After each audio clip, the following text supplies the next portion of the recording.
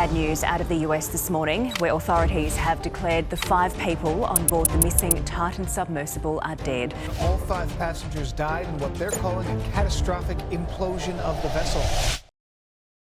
18 जून 2023 ocean gate नाम की कंपनी की एक पनडुब्बी जिसमें 5 लोग सवार थे अचानक कहीं गायब सी हो जाती है और 22 जून को उन सभी 5 लोगों समेत इस पनडुब्बी की दुर्घटनाग्रस्त होने की खबर पूरी दुनिया के सामने आती है।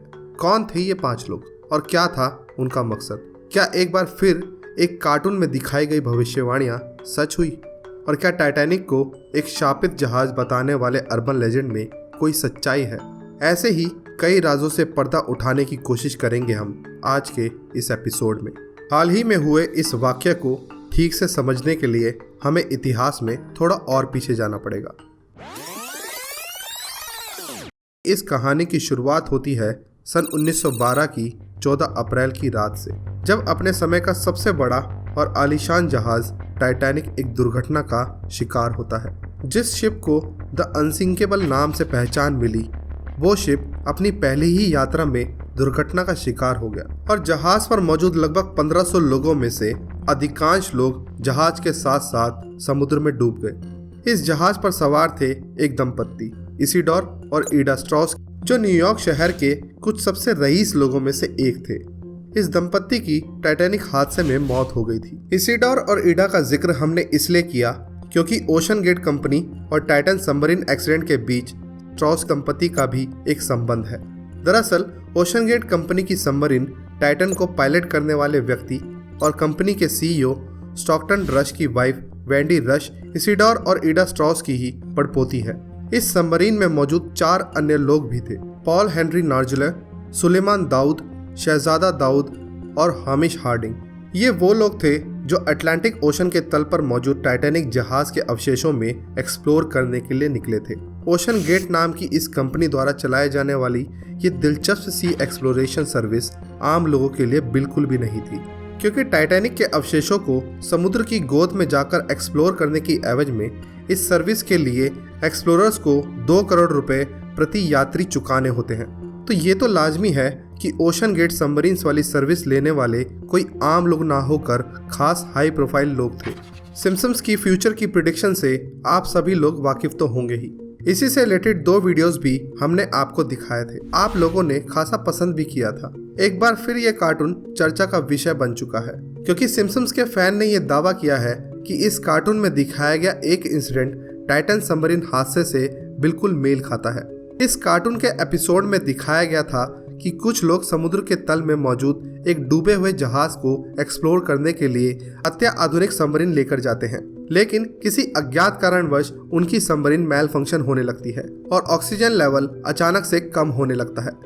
कुछ ऐसा ही वाकया उस रोज टाइटन सबमरीन के साथ भी हुआ था, जिसमें ये 5 लोग सवार थे। इस घटना की वजह पनडुब्बी में हुए इम्प्लोजन को बताया जा रहा है। टाइटन सबमरीन्स में हुए इम्प्लोजन में पानी का दबाव इतना ज्यादा था कि सेकंड से भी कम समय में ये सबमरीन इम्प्लोजन की वजह से तबाह हो गई।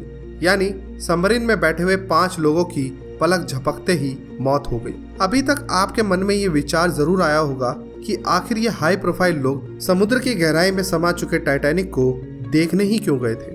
इसका जवाब छुपा है टाइटैनिक के वर्तमान हालत पे। जिस हालत में टाइटैनिक पहुंच चुका है, वहां से टाइटैनिक अब बहुत तेजी से डिटोरिएट हो रहा है और विशेषज्ञों का मानना है कि बहुत जल्द समुद्र के तल में पड़े टाइटैनिक के अवशेष पूरी तरह मलबे में बदल जाएंगे, यहाँ तक कि टाइटैनिक का अस्तित्व पूरी तरह से समाप्त हो जाएगा। इसके बाद दुनिया इतिहास के इस अद्भुत करिश्मे को फिर कभी नहीं देख पाएगी। यही कारण है कि पैसे वाले लोग 2 करोड़ जैसी बड़ी रकम चुकाकर टाइटैनिक को देखने जाते हैं। दूसरी ओर इंटरनेट पर मौजूद एक अर्बन लेजेंड के अनुसार टाइटैनिक एक शापित जहाज है और इससे जुड़े लोगों के साथ कई बार बहुत गंभीर हादसे हो चुके हैं, जिसमें कई लोगों की जानें भी जा चुकी हैं। दरअसल ऐसा माना जाता है कि टाइटैनिक को बनाने वाली कंपनी हार्लैंड एंड वोल्फ एक कट्टर एंटी कैथोलिज्म में यकीन रखती थी।